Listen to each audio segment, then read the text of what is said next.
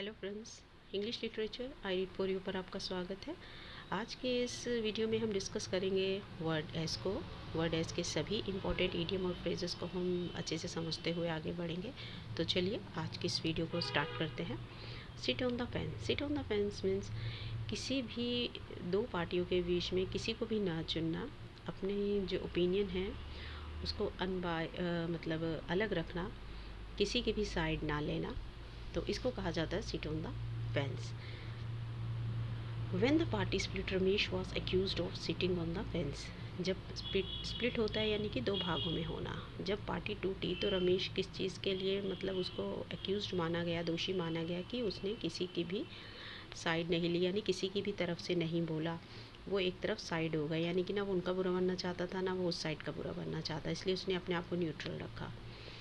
Number second पर है smell a rat, to be suspicious. Smell a rat यानी किसी भी खतरे को भांप लेना, सूंघ लेना, तो उसके लिए यूज़ किया जाता है phrase smell a rat.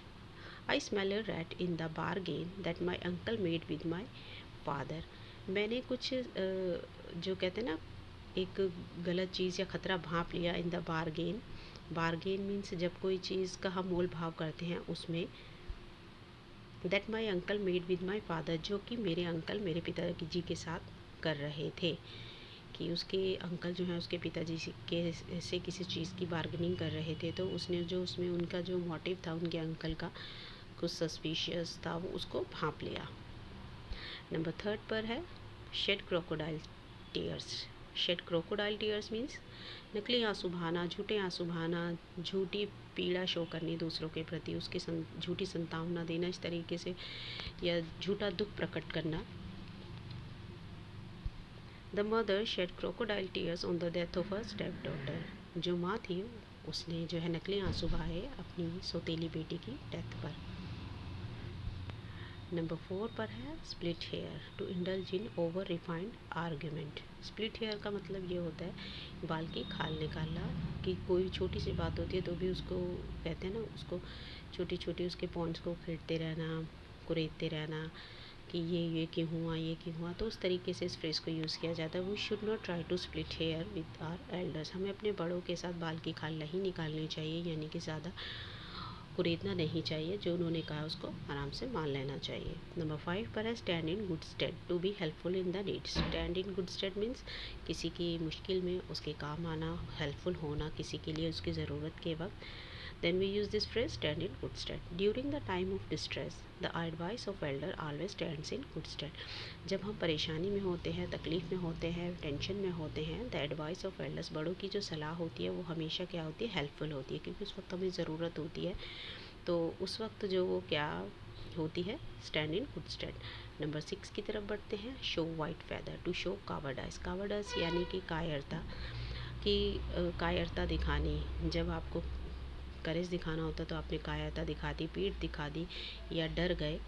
Then we use this phrase brave people, बहादुर लोग never show white feather in the face of difficulty. मुश्किल के समय जो ब्रेव पीपल होते हैं, बहादुर लोग होते हैं, वो कभी भी कायरता नहीं दिखाते। Move to the number 7, see eye to eye, to agree. See eye to eye means सहमत होना, अग्री होना, अपनी कंसेंट देना, सहमति देना। Neema could never see eye to eye with her elder brother. Neema जो है कभी भी अपने बड़े भाई के साथ सहमत नहीं हुई, किसी भी बात पर कभी भी वो सहमत नहीं हुई। नंबर 8 पर है set store by, to value. To set store by, to value means किसी भी चीज़ की अहमियत देना, उसको बहुत ज़्यादा इंपॉर्टेंस देना, उसकी बहुत ज़्यादा अहमियत होना। I have always set store bye my father's opinion. मैं हमेशा अपने पिता के जो विचार हैं, ओपिनियन है, उनको हमेशा अहमियत देता हूँ। नंबर 9 पर है snap one's fingers at. Snap one's fingers at means नफ़रत शो करना, किसी के प्रति अपनी कंटेम्प्ट शो करना, हेट शो करना।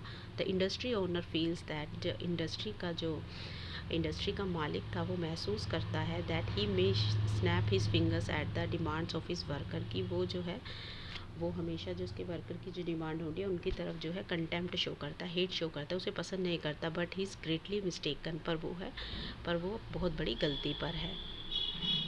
नंबर 10 पर है speak volumes for, to have abundant proof. Speak volumes for यानी बहुत ज़्यादा किसी भी चीज़ के प्रमाण होना, बहुत ज़्यादा प्रूफ्स होना। The amount of sacrifice made by the Reena's friend, जो भी सेक्रीफाइसेस रीना के फ्रेंड के द्वारा किए गए, उनकी जो अमाउंट थी यानी बहुत जो उनकी मात्रा थी यानी कि बहुत ज़्यादा थे, वो speaks volume for her true love for her friend की, उसकी दोस्त के लिए उसके प्यार की जो उन्हें सेक्रीफाइस किए थे, तो वो जो थी बहुत ज़्यादा थी, उनके प्रूफ जो थे वो बहुत ज़्यादा थे उसके सेक्रीफाइसेस के। तो कहने की ज़रूरत नहीं थी कि वो उससे प्यार करती, यानी कि उसके प्रूफ ही जो उसने सेक्रीफाइस अपनी दोस्त के लिए किए थे, तो वो उसके ट्रू लव को शो करते थे और वो बहुत ज़्यादा थे उसके सेक्रीफाइसेस। नंबर 11 पर है steal a march to get ahead secretly. Steal a march means चोरी छुपे किसी भी चीज़ में आगे हो जाना, बड़ी ही तेज़ी के साथ आगे बढ़ना। Rohan stole a march on my brother in business and is very rich today. Rohan जो है उसने मेरे भाई पर बिजनेस में बढ़त बना ली, यानी कि वो आगे बढ़ गया। गुपचुप तरीके से भी कह सकते हैं या शांति प्रिय तरीके, शांत से कोई इंसान चुपचाप अपनी मेहनत करता रहता है, वो एक दिन आगे बढ़ जाता है। And is very rich today, और आज वो है बहुत ज़्यादा अमीर है।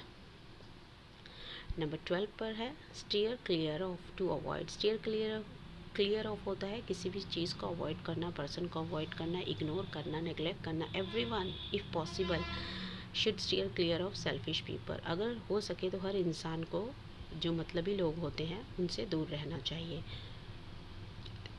नंबर 13 स्वान सॉन्ग, लास्ट क्रिएशन। स्वान सॉन्ग होता है किसी भी इंसान की आखिरी क्रिएशन, आखिरी जो होता है वर्क, जैसे एक राइटर का आखिरी वर्क कह सकते हैं, किसी भी डांसर का लास्ट डांस हो सकता है, किसी की भी आखिरी कृति, उसको कहते हैं swan song. Lament was the swan song of Shelley. Lament PB. Shelley जो थे वो इंग्लिश लिटरेचर के रोमांटिक पोइट माने जाते हैं, जाने माने, तो उनका जो आखिरी वर्क है वो है lament. Sorry. Number 14 snake in the grass, एक छुपा हुआ दुश्मन।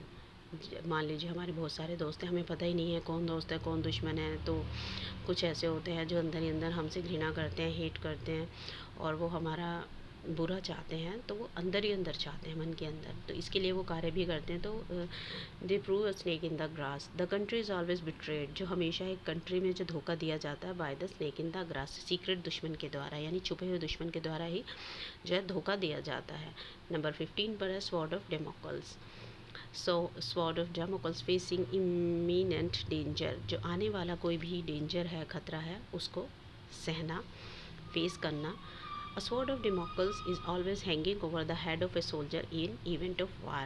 एक खतरे का जो होता है ना, आने वाला जो खतरा आता है वो हमेशा जो होता है, उसकी जो तलवार होती है वो हमेशा एक जो सिपाही होता है उसके ऊपर लटकती रहती है वॉर के दौरान, क्योंकि कभी भी है जो दुश्मन की तरफ से फायरिंग हो सकती है। तो ये जो खतरा है ये हमेशा जो है, आने वाला जो खतरा है ये हमेशा उनके सर पर बना रहता है।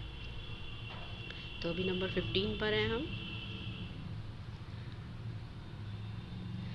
तो इसमें वीडियो में हम कवर करेंगे नंबर 20 तक।